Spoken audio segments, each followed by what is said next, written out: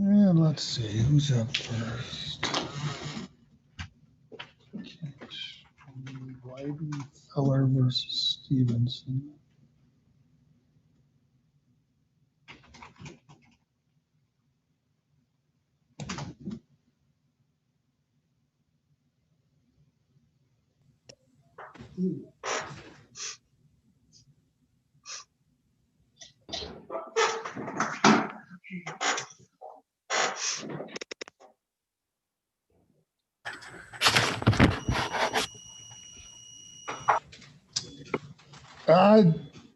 Do I have everybody here on Kinch versus Jackson Orthopedic? Yes, Your Honor, we're here. Yes. All right, we'll take that up first. Shannon, put us on the record. Okay. Go ahead. Kinch versus Jackson Orthopedic. Counsel, state your appearances, please. Raj and Gill on behalf of the plaintiff, Your Honor. Could you repeat that? My clerk didn't hear you. Garage and Gill on behalf of the plaintiff, Your Honor. Well, I've got the first name, Gurrajan, and the last name? Gill, Gill. Thank you. You have Michael Stevenson on behalf of the defendant, the moving party. Okay, Mr. Stevenson, go ahead with your motion. Certainly, Your Honor, this is a pretty straightforward motion to change venue, as venue is not proper here in Jackson County. If you just apply the statute 1629-1A, the first part indicates where did the injury take place. If you look at the plaintiff's complaint, paragraph number 4, it says the original injury and negligence of the defendants alleged in this complaint occurred in the county of Eaton, state of Michigan. I don't think there's any factual dispute that the only allegations in this case is that the surgery was performed negligently. There is no allegations of any treatment in Jackson County being performed negligently. And so I think that is a non-contested issue, is that in fact the injury occurred in Eaton County and not in Jackson. The next analysis then goes to where does the defendant conduct business. Clearly, if the defendant performed surgery in Eaton County, then they are conducting business in Eaton County. And so based upon that, venue is clearly proper in Eaton County. The statute makes clear that if you find venue proper under the first section, that is the proper county, and then you don't go on any further. And so Jackson is in fact not a proper venue in this case. Now the plaintiff has suggested yeah, it sounds like you're getting ready to head to where I was about to quiz you. yes. So, Mr. Stevenson, I don't know if any other court has commented to you, but your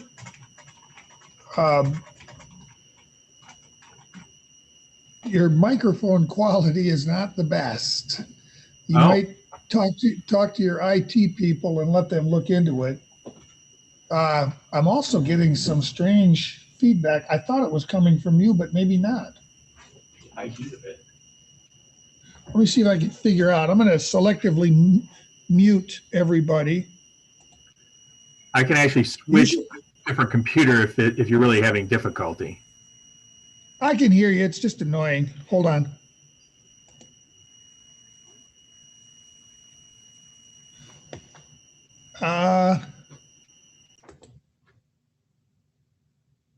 Yeah, it's coming from you. There's some kind of whistling that's coming through. You can unmute. We'll just get through. I mentioned that not because we need to fix it today, but I thought you'd like to know that. It makes it a little bit harder to hear you. I've actually never had that problem before using this computer in this location, so that's good to know. I don't know if it's something new or. All right. Pardon? Okay, go ahead. Sorry. Okay, and so the plaintiff has suggested that because the second defendant is involved in the case, that venue would somehow be proper here in Jackson. The same analysis applies. There is no allegations of direct negligence against the corporate entity, all of the allegations are vicarious. And so doing the same analysis, what you would then have is the original injury occurring in Eaton County. And then, of course, the corporate entity conducts business vicariously through the defendant physician. And if the defendant physician did the surgery in Eaton County, then clearly the corporate defendant conducts business also in Eaton County. And so both, regardless of which defendant you use in this case, Eaton County is the proper venue and Jackson is not. So Thank you. you're welcome. Mr. Gill? Yes, Your Honor. And in response, I'll rely mostly on our brief. As we indicated here, we believe the county, Jackson County, is actually the proper venue because everything aside from the surgical treatment happened in Jackson County. That's including the initial consult, the informed consent discussion to the extent that it occurred, the subsequent PT visit, the report that his fingers are not responding to the movement necessary, then the subsequent surgeries. Everything happened in Jackson County except for the one surgical intervention. So at this point, almost all the witnesses are in Jackson County. So when we look at it, when we look at the first statute that Brother Counsel cited, it talks about two portions, an and. So where the event occurred and where the defendant resides and conducts business. Here, what we're saying is Jackson Orthopedic resides and conducts business only in Jackson, Michigan. Defendant Dr. So let me ask you, if you had sued only Dr. Doan and not his employer, would you agree that you would have had to file this action in Eaton County? Yes, if we had sued just Dr. Dewan in his capacity, Eaton County would be the proper venue because then the causal relation being he's conducting business, quote unquote, there, and the and your theory of liability then as to Jackson Orthopedic specialists is that they are in fact vicariously liable for the acts and omissions of their employees. In this case, Dr. Doan. Yes, but defendants just filed their answers to request to admit, and they denied that Dr. Doan is an employee of Jackson Orthopedic. So now we have a question as to who is he an employee? What is he aside from an owner of Jackson Orthopedic? So now we got to go into that realm. Well, if he's not Jackson Orthopedic's employer, and that's ultimately proven out factually, then you don't really have a basis to sue Jackson Orthopedics, do you? I would have to look at what we pled. I believe we would still have it because ultimately after he had this thing that happened where his fingers are locked up, he comes back in and he's trying to get treatment and not being diagnosed properly. And before the surgery even happens, you have the informed consent discussions that allegedly happen at Jackson Orthopedic. So there's probably a case there against Jackson Orthopedic for the negligence on part of Dr. Dewan to the extent that he thinks it didn't happen. All right. I've heard enough. If Dr. Doan, based on the theory of liability that's alleged, that Jackson Orthopedics is vicariously liable for the acts and omissions and acts of malpractice alleged against Dr. Doan, and Dr. Doan is conducting business in Eaton County, his employer is also conducting business in Eaton County by virtue of him being there. So I find that the motion is well grounded. I'm going to grant the motion and transfer venue to Eaton County. Okay. And just for procedural purposes, Go ahead. For procedural purposes, how will that occur? Will the court do it on its I own? think no, Mr. Stevenson will submit an order consistent with my ruling today. I think there are provisions in the court rule for making arrangements for transfer of the filing fee or payment of whatever fees. I can't remember. Whatever the court rule says, Mr. Stevenson, include in your order. Very good, Your Honor. Thank you, Your Honor. And the transfer will take place after that order is entered. Thank Okay, you. Your Honor. Thank you. Thank you, gentlemen. Have a good day. You too. You too. Bye.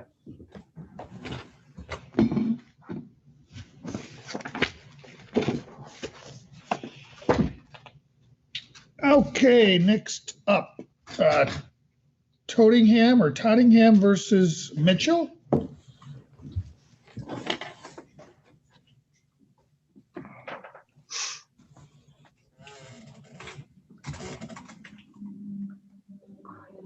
Counsel, state your appearances, please. David Williams on behalf of Mr. Tottingham, and he's present with me. Thank you, Your Honor. Eric White on behalf of the defendant, who is Wendy Mitchell, and she's also present. Oh, it's not Mindy? No, and if you see in my pleadings, Your Honor, I don't, yeah, it's Wendy. I noted in my pleadings, I got the wrong name on there. And my apologies, Mr. White, as is often the case. I don't often have the response to a motion with the file. Give me a moment. I'm going to pull it up because I want to see it. Thank you. What you might consider doing when you file a response is copy my law clerk with it by email. I know with the mail system, things are getting slowed down, and anything you can do to make sure that I have it ahead of the hearing. I always review my files the day before the hearing. Judge, I have it for me. Yeah, go ahead and print it. Peter found it before I did, so he's going to bring it to me. Give me just a moment so I can take, I've got time this morning. I'm going to take time to read it.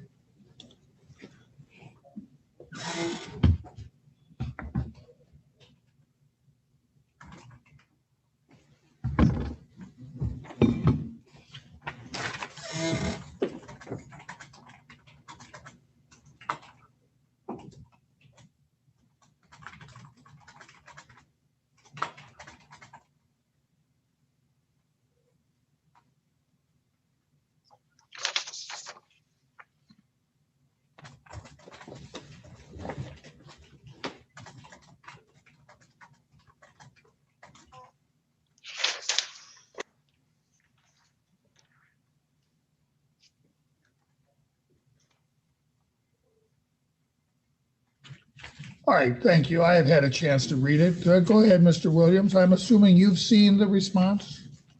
Yes, I have, Your Honor.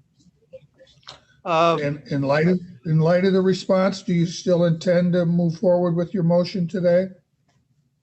The way I understand the motion is that if there are items that are undisputed, then my client should be able to retrieve his items. I sent to Mr. White a list of items which, and I put an X on those exhibit, the items which my client owned before the parties even got together. They lived together about 9 years.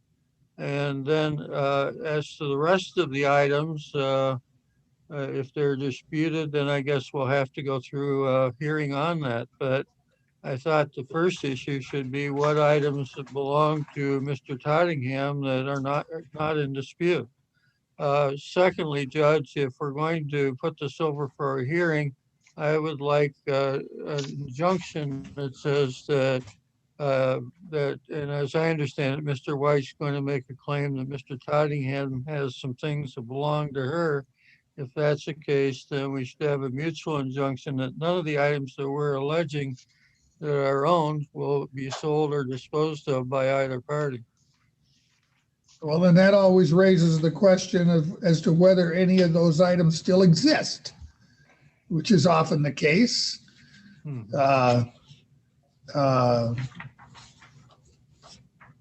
certainly don't have a problem with, to the extent these items are in the possession of either party and are disputed, that they not be disposed of pending further order of the court. But as to listing specific items when there's dispute, and I'm undoubtedly, because there always are in cases like this, there are things that somebody thought he remembered he had that aren't there anymore, got sold in a garage sale, he forgot about it. I'm not going to have a list of specific items that they can't secrete or destroy. I don't have a problem with a mutual order that says, to the extent the parties are still in possession of any property whose ownership is disputed, that they shall not dispose of those items pending a further hearing. But I'm not going to list those items out because I know that'll engender further dispute as to whether they still exist anymore. The other thing I'm going to do, rather than have a further hearing, I'm going to order the parties to participate in facilitation by a facilitator of your choice. And I want you to do that right away. Instead of spending a lot of time in court, let's get together, get somebody there who can facilitate back and forth and see if you can reach a resolution. If you can't, I'm always here to conduct a trial to determine who owns what, but it won't be by any possession pending judgment. The only kind of possession I'm going to order in this case is the possession of a final judgment. Your Honor, if I may, statutorily and under the Michigan court rules, there already is an injunction. When you signed the restraining order in order to appear, the very first sentence, automatic, you granted a restraining order already. It's contained within the claimant delivery statutes. The very first thing on the SCA motion down where it says restraining order in order to appear, it clearly tells that we couldn't get rid of everything when that was filed. Yes, I see that. So there, yep. Mr. White is correct.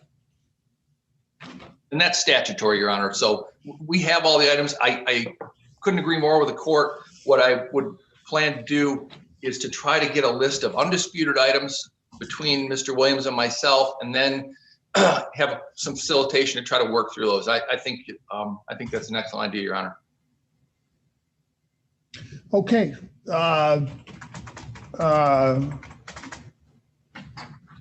So who's going to prepare this order? I'll prepare the order.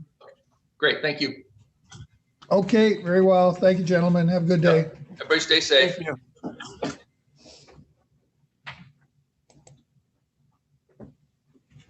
Well, that's it.